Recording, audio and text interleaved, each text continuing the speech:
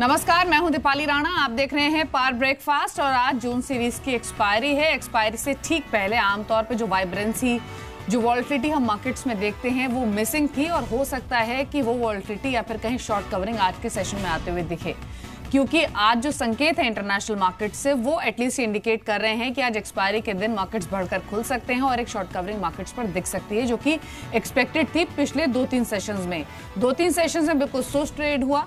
कल के सेशन में एक बार फिर से हमने 9500 को ब्रीच किया और उसके नीचे ही इंडेक्स की क्लोजिंग हुई।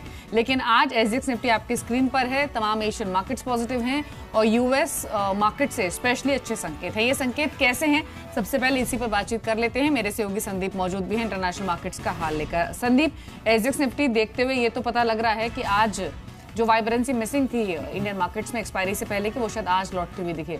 लेकिन बताइए ये आपकी जो एसजीएक्स निफ्टी 35 अंक ऊपर है या फिर जो यूएस मार्केट में एक अच्छी तेजी देखी गई है, उसके पीछे वजह क्या थी?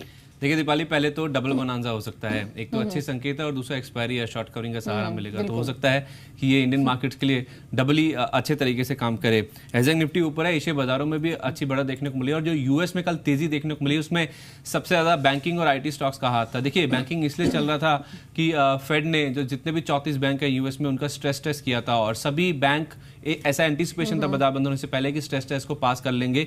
उस एंटीसिपेशन में तेजी देखने को मिली और बाजार बंद होने के बाद ये खबर आई भी कि सभी बैंकों ने जो स्ट्रेस टेस्ट है उन्हें पास कर लिया, जिस वजह से बैंकिंग सबसे अच्छा परफॉर्म कर रहा था। और उसके बाद आईटी शेयर, खासतौर पर जो दिग्गज आईटी स्टॉक्स हैं वो काफी अच्छा परफॉर्म कर रहे थे, जिस वजह से नैस्डैक तो ऊपर बंद हुआ है, लेकिन S&P 500 देखिए 2 महीने में सबसे बड़ी तेजी वहां पे देखने को मिली। दूसरी ओर कल जब हम नेगेटिव पॉइंट्स की बात कर रहे थे दीपाली, तो आपको याद हो तो मारियो द्रागी के कुछ कमेंट्स निकल के सामने आए थे। उन कमेंट्स को, उन बयानों को गलत तरीके से या तो फिर उनको मिस इंटरप्रेट किया गया है, ऐसा ECB सूत्रों के हवाले से खबरें निकल के सामने हैं, जिसमें उनका ये कहना है कि मारियो द्रागी किसी भी तरह से ये इंडिकेट नहीं करना चाह रहे थे क्योंकि वो पॉलिसी को टाइटनिंग करेंगे। आपने बात की इंपॉर्टेंट भी, इस तरह की खबरें आ रही थी या फिर कहें कि उनके स्टेटमेंट को इस तरह से लिया जा रहा था कि वो ये कहना चाह रहे हैं कि जो ईजी पॉलिसी है वो शायद ओवर हो जाएगी और शायद उन्होंने सिर्फ ये कहा कि जो इन्फ्लेशन डिफ्लेशन का दौर था वो शायद खत्म हो चुका है, तो शायद अब इन्फ्लेशन देखने को मिलेगा, लेकिन पॉलिसी टाइटनिंग होगी ऐसा कोई इंडिकेशन उन्होंने नहीं दिया। ये ECB के जो सूत्र हैं उनके हवालों से अब खबर निकल के सामने आई। उसके साथ साथ बैंक ऑफ इंग्लैंड की कल जो गवर्नर है उनकी ओर से बयान निकल के सामने आए कि जो ब्याज दरें बढ़ने की बातचीत चल रही है मीडिया में, वो किसी भी तरह से उन्होंने उसको काफी प्री मैच्योर बताया। तो ओवरऑल देखा जाए तो कल 3 खराब खबरें थी और आज आप देखिए 2-3 अच्छी खबरें हैं, जिस वजह से आप देखिए यूएस अच्छा बंद हुआ, एशियन मार्केट्स ऊपर है और एसजीएक्स निफ्टी दिखा रहा है कि हो सकता है कि आज हम 9550 का जो लेवल है उसे भी कहीं ना कहीं क्लॉक करने की कोशिश कर रहे हैं। शुक्रिया संदीप आपका। क्यूज अच्छे हैं इंटरनेशनल मार्केट से और शायद इसी वजह से एक मूव इंडियन मार्केट्स पर जाता हुआ दिखे।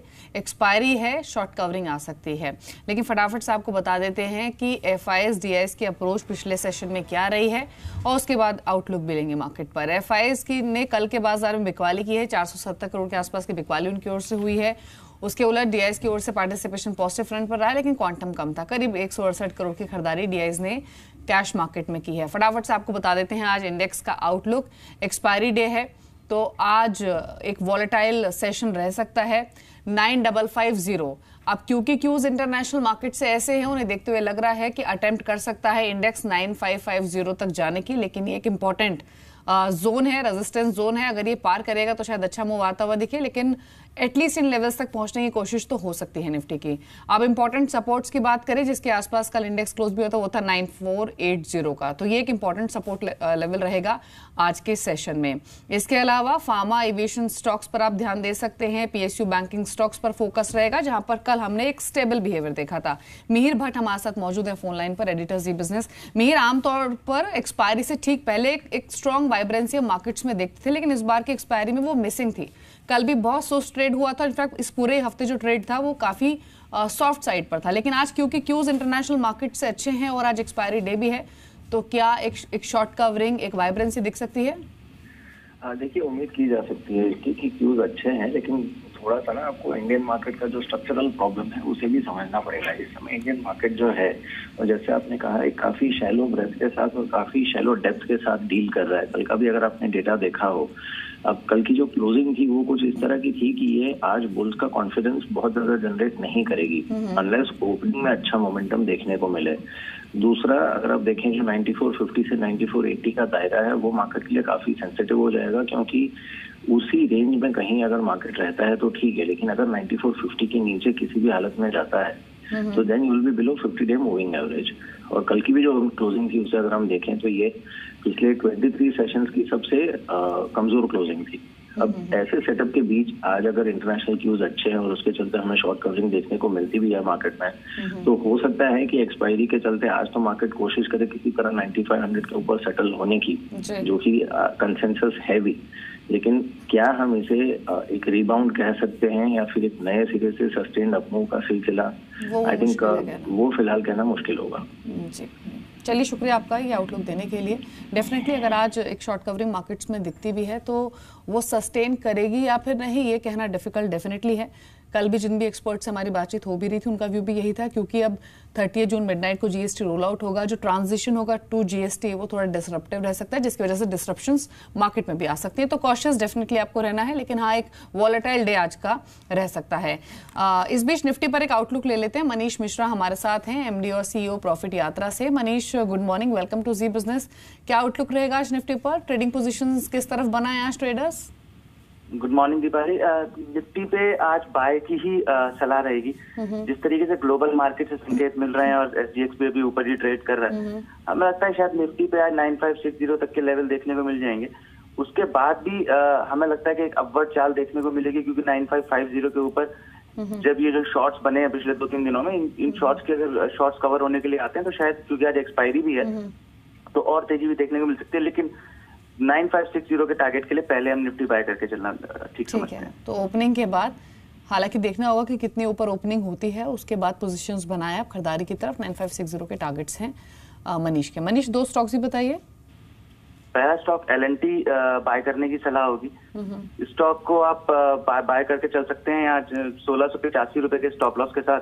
तो लगता है 1740 तक के टारगेट शायद इस पे आज देखने को मिल जाए। स्टॉक काफी गिर गया है वैसे, और लगता है लेकिन इस पे भी कुछ सपोर्ट इस पे नीचे लेवल पे मिल रहा है, नीचे कुछ बाइंग आ रही है, तो उसको देखते हुए यहाँ पे बाइंग कॉल लेंगे L&T में। दूसरा स्टॉक होगा हिमाद्री स्पेशलिटी जी। ये स्टॉक चार्ट पे काफी अच्छा है। ये स्टॉक लगभग अपने 52 वीक हाइस के आसपास चल रहा है, और अगर आप इसे पिछले 6 महीने में देखें तो 35 रुपए से बढ़ के 75 रुपए के आसपास आ गया। स्टॉक पे बाय का कॉल होगा, तो यहाँ पे 77 रुपए के टारगेट के लिए हिमाद्री स्पेशलिटी आज खरीद के चल सकते हैं। ठीक है, तो दो स्टॉक्स यहाँ पर उन्होंने बताए हैं, एक तो L&T, एक हैवी वेट स्टॉक है और एक स्मॉल कैप स्टॉक है हिमाद्री केमिकल। 77 के टारगेट्स, 73 का स्टॉप लॉस आपको मेंटेन करना होगा। कुछ और हाउसेस की ओर से जो कॉल आए हैं इंट्राडे पर्सपेक्टिव से, वो भी आपको फटाफट से बता देते हैं, आप नोट कर लीजिए। IDBI कैपिटल ने आज पिक किया है शारदा क्रॉपकेम को। ये 492 के टारगेट दे रहे हैं, 476 का आपको स्टॉप लॉस रखना है। 480 पर कल ये स्टॉक क्लोज हुआ था। दूसरी जो पिक है IDBI कैपिटल की ओर से वो रहेगी AIA इंजीनियरिंग की। 1400 के टारगेट है, 1337 का आपको स्टॉप लॉस रखना है। 1348 पर यह स्टॉक क्लोज हुआ था।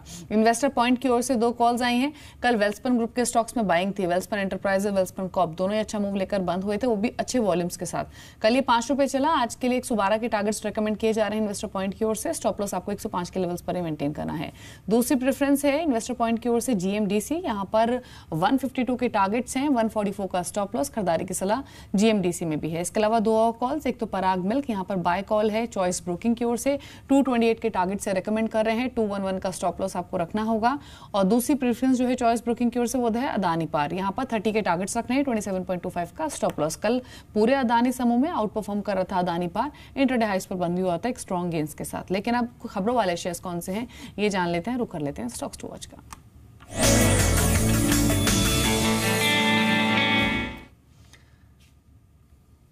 पूजा मौजूद है खबरों वाले शेयर्स लेकर। बताइए पूजा, कौन से शेयर्स हैं?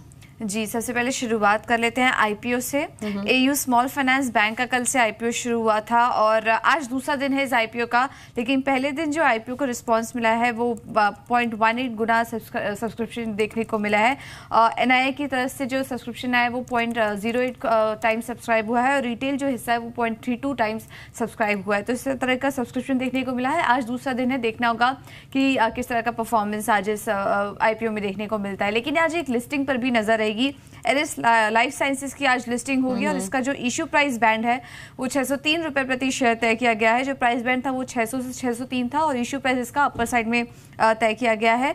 और आईपीओ को काफी अच्छा रिस्पांस मिला था, इसको 3.3 टाइम्स ये आईपीओ सब्सक्राइब हुआ था, तो इसके लिस्टिंग पर आज नजर रहेगी। कुछ और खबरों पर बात करें तो आरसीएफ ये स्टॉक आज फोकस में रहेगा। आज से कंपनी का ओएफएस खुलेगा और ऑफर फॉर सेल के जरिए कंपनी की 200 करोड़ रुपए जुटाएगी और सरकार जो है इस ओएफएस के जरिए जरिए करीब 5% से हिस्सा बेचेगी। जो मौजूदा स्टेक है गवर्नमेंट का वो 80% है, तो वहां पर अपनी 5% हिस्सेदारी सोएफएस के जरिए आज बेचेगी और इसका जो फ्लोर प्राइस है वो 74.25 रुपये प्रति शेयर तय किया गया है। फोर्टिस हेल्थ केयर, यहाँ पर एक पॉजिटिव खबर, एफआईआई निवेश सीमा बढ़ाने को मंजूरी दे दी गई है शेयरधारकों की तरफ से। तो जो एफआईआई लिमिट थी वो 24% से बढ़ाकर 74% कर दी गई है। तो इस खबर के चलते आज ये स्टॉक भी फोकस में रहेगा। माइंडट्री कल बोर्ड की बैठक हुई थी और इसमें शेयर बायबैक योजना को मंजूरी दे दी है। बायबैक करीब 270 करोड़ के बायबैक को मंजूरी दी गई है और जो बायबैक की जो प्राइस है वो 625 रुपये प्रति शेयर तय की गई है। तो ये स्टॉक भी आज फोकस में रहेगा। और आखिर में बात करते हैं भारत फोर्ज, सोनाकोय और जो एमटेक ग्रुप की कंपनीज हैं वो आज फोकस में रह सकती हैं। खबर आई थी कि एमटेक ग्रुप अपना कुछ कारोबार बेचेगी, कुछ हिस्सेदारी बेचने की यहाँ पर योजना है और इसमें पी निवेशक तो थे ही इस कारोबार को खरीदने के लिए। इसके अलावा भारत फोर्ज और सोनाकोयो का भी नाम सामने निकल कर आ रहा है कि ये दो कंपनियां भी एमटेक ग्रुप के कारोबार को खरीद सकती हैं। लेकिन इस खबर के मद्देनजर एमटेक ग्रुप के स्टॉक्स पर आप ज्यादा ध्यान दीजिए कंपैरेटिव टू भारत फोर्ज और सोनाकोयो, क्योंकि जब ये पहले भी इस तरह की खबर आई थी कि करीब 21 ऐसे विदेशी और घरेलू निवेशक हैं जो कि हिस्सेदारी खरीद सकते हैं, तो उस खबर के आने के बाद हमने 2-3 दिन तक एक स्ट्रांग मूव देखा था पूरे एमटेक ग्रुप में। खबर ये इंपॉर्टेंट है, भारत फोर्ज, सोनाकोयो यहाँ पर कम्पीट कर रहे हैं ब्लैकस्टोन ग्रुप, केकेआर जैसी इंस्टीट्यूशन से to acquire a majority stake in Amtek Auto. तो नजर रखकर चलें, इस ग्रुप पर कल ही चला भी था। लेकिन आगे बढ़ेंगे, आज के सेशन में आपको एविएशन शेयर्स पर भी ध्यान देना है। कल एविएशन स्टॉक्स में बाइंग थी भी और एक बड़ी खबर भी आई है कल बाजार बंद होने के बाद, वो है एयर इंडिया की। जी बिजनेस ने लगातार आपको अपडेट दिया है और एक्सक्लूसिव इन्फॉर्मेशन कांस्टेंट दी है कि सरकार डाइवेस्टमेंट कर सकती है और कल जी बिजनेस की खबर पर मोहर भी लगी। ये क्लियर हो गया है कि एयर इंडिया को सरकार बेचेगी। वित्त मंत्री अरुण जेटली ने कैबिनेट की बैठक के बाद इसका ऐलान किया। कैबिनेट में एयर इंडिया के विनिवेश को सैद्धांतिक अप्रूवल मिला है। सरकार इसमें कितना हिस्सा विनिवेश करेगी और कितना अपने पास रखेगी अभी ये तय नहीं है। एयर इंडिया पर अभी करीब 52,000 करोड़ का कर्ज है और विनिवेश से पहले सरकार कुछ कर्ज को राइट ऑफ कर सकती है। आपको बता दें कि टाटा, स्पाइसजेट जैसी कंपनियों ने एयर इंडिया को खरीदने में दिलचस्पी दिखाई है। सिविल एविएशन मंत्रालय का एक प्रस्ताव मंत्रिपरिषद के सामने आया जिसमें एयर इंडिया की डिसइन्वेस्टमेंट को सैद्धांतिक रूप से स्वीकृति दी गई, इन प्रिंसिपल अप्रूवल। और सिविल एविएशन मंत्रालय की जो प्रस्तावना थी कि फाइनेंस मिनिस्टर की अध्यक्षता में एक ग्रुप बने जो इसकी बाकी सारी मोडालिटीज को तय करे, उसको स्वीकार किया गया। कितना डिसइन्वेस्ट होगा, किस प्रक्रिया के माध्यम से होगा, उसके एसेट्स के संबंध में, उसके डेट के संबंध में, होटल कंपनीज के संबंध में, ये सारी जो प्रक्रिया और निर्णय हैं ये अब ग्रुप लेगा। तो ये अब क्लियर हो चुका है कि एयर इंडिया को सरकार बेचेगी। जी बिजनेस की खबर पर मोहर लगी है। नजर रखकर चलें स्पाइसजेट पर। एक एक्सक्लूसिव बातचीत में हाल ही में अजय सिंह ने कहा भी था कि अगर सरकार थोड़ा कर्ज माफ कर दे तो वो डेफिनेटली इंटरेस्ट ले सकते हैं एयर इंडिया को खरीदने में। तो इन स्टॉक्स पर आप ध्यान रखें। कल एविएशन में स्ट्रॉन्ग वाइब्रेंसी थी भी और देखिए स्पाइसजेट 6.5% बढ़कर बंद हुआ था।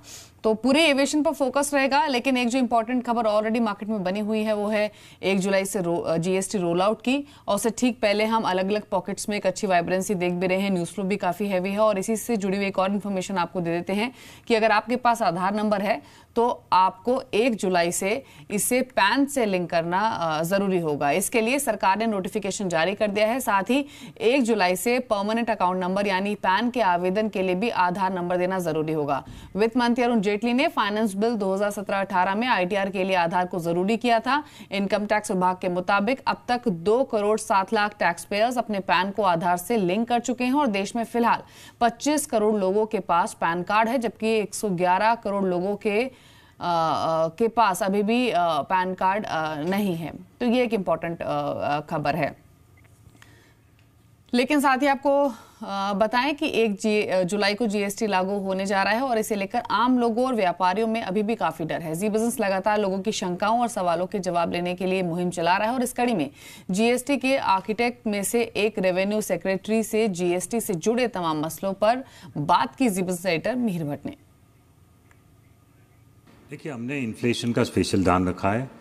इन्फ्लेशन गिनने के लिए जो 300 कमोडिटी को गिना जाता है, जिसको हम CPI बास्केट कहते हैं, कंज्यूमर प्राइस इंडेक्स का एक basket of goods and services होता है, वो 300 कमोडिटी का हमने बहुत ध्यान रखा है। उसमें से वेटेज होता है हर कमोडिटी का अलग अलग, तो 50% जिसका वेट पड़ता है ऐसी कमोडिटी को तो हमने एग्जाम लिस्ट में रखा है। बाकी जो कमोडिटी है, बाकी का वेट, उसमें से भी करीब 30% आइटम ऐसी है जो कि 12 या 5% में है, और बाकी आइटम ये 18 या उसके ऊपर होगी। तो इस तरह से हमने ध्यान रखा है कि CPI बास्केट को कम करने की कोशिश की है।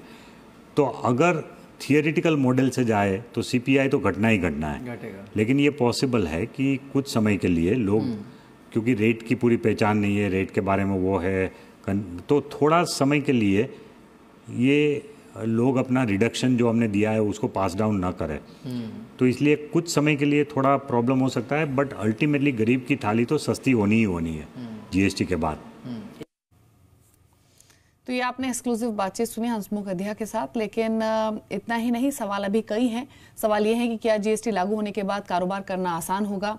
इसके अलावा एयर इंडिया की भी हमने बातचीत की थी, घाटे में चल रही एयर इंडिया का क्या होगा, या फिर RBI और सरकार के बीच सब कुछ ठीक है या फिर नहीं। इस तरह के तमाम सवालों पर वित्त मंत्री अरुण जेटली ने अपनी चुप्पी तोड़ी और जी बिजनेस एडिटर मीर भट्ट से सुपर एक्सक्लूसिव बातचीत में दिल खोलकर बात की। देखिए इस बातचीत के कुछ मुख्य अंश।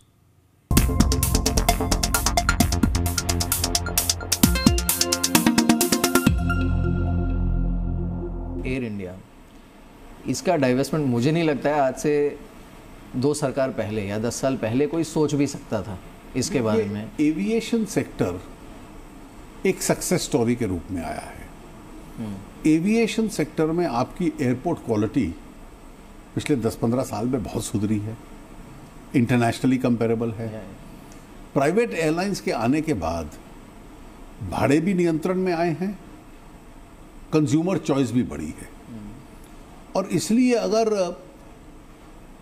85-86% पैसेंजर डोमेस्टिक एयरलाइन का प्राइवेट में सफ़र करता है तो 100% भी कर सकता है, उसमें कोई राष्ट्र की प्रतिष्ठा का सवाल नहीं है। और हम एक ऐसी एयरलाइन चलाएं जिसमें टैक्स पेयर के पैसे से घाटा पूरा करें, ये तो उचित नहीं होगा।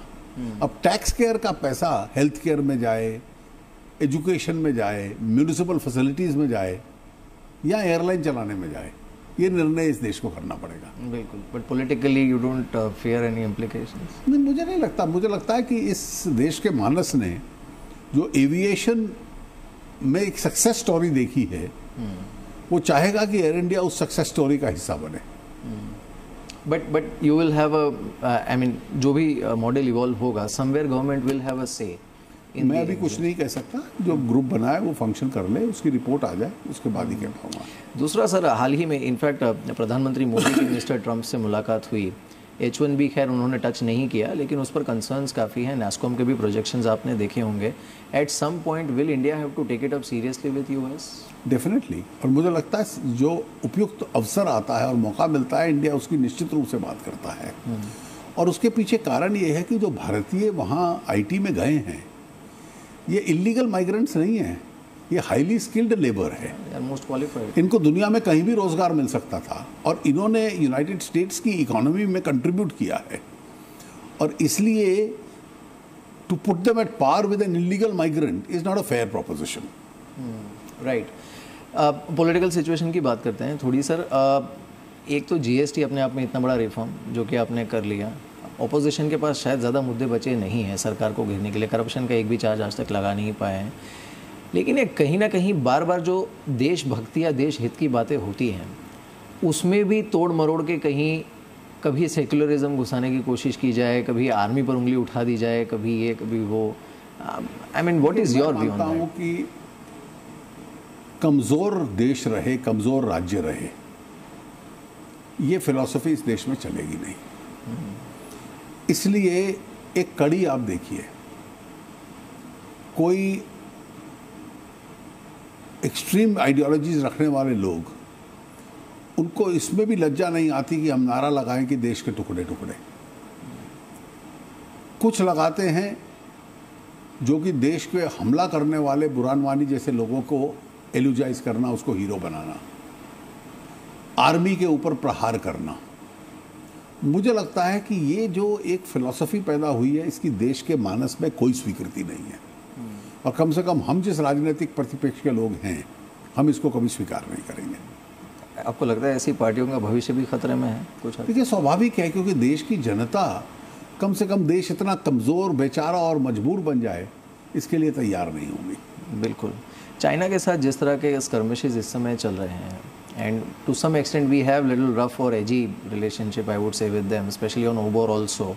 हालांकि यूएस ने भी रीआइट्रेट किया हमारा स्टैंड, बट इसे स्मूथ होता आप देख रहे हैं गोइंग फॉरवर्ड? देखिए, मुझे लगता है कि अनसेटल्ड बॉर्डर के ये कॉन्सिक्वेंसेस हैं, और पहले भी ऐसी घटनाएं होती रही हैं और इस तरह की स्कर्मिश होती हैं। वहाँ गोली तो नहीं चलती लेकिन स्टैंड ऑफ्स होते हैं, और फिर धीरे धीरे कुछ समय बाद स्टैंड ऑफ समाप्त होते हैं। मैं उम्मीद करता हूं कि ये स्टैंड ऑफ भी समाप्त होगा। एक स्टैंड ऑफ सर जिसकी काफ़ी बात हुई है वो that's between the government and the RBI और द मॉनेटरी पॉलिसी कमेटी।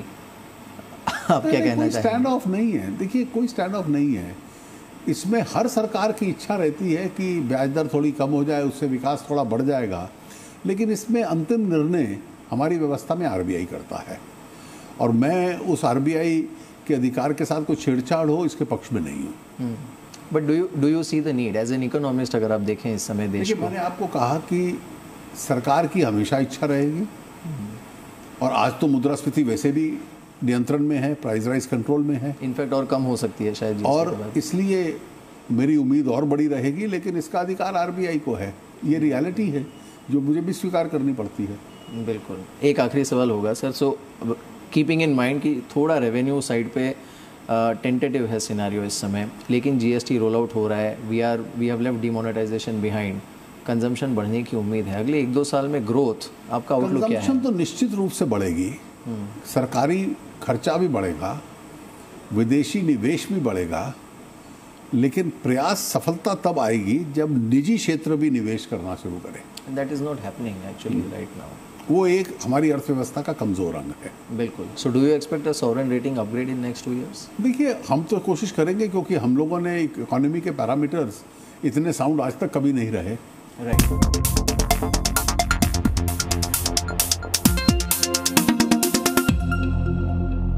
तमाम मुद्दों पर ये सुपर एक्सक्लूसिव बातचीत आपने सुनी वित्त मंत्री अरुण जेटली के साथ, और दिन भर कुछ और बातें जो उनके साथ हुई हैं वो आप सुन सकेंगे, यानी जो मुख्य अंश हैं वो लगातार हम आपको सुनवाएंगे। लेकिन फटाफट से रुक कर लेते हैं कमोडिटीज का। हमारे साथ फोन लाइन पर अनुज गुप्ता मौजूद हैं एंजल ब्रोकिंग से। अनुज, गुड मॉर्निंग। 2 कमोडिटीज कौन सी रहेंगी आज इंट्राडे के लिए?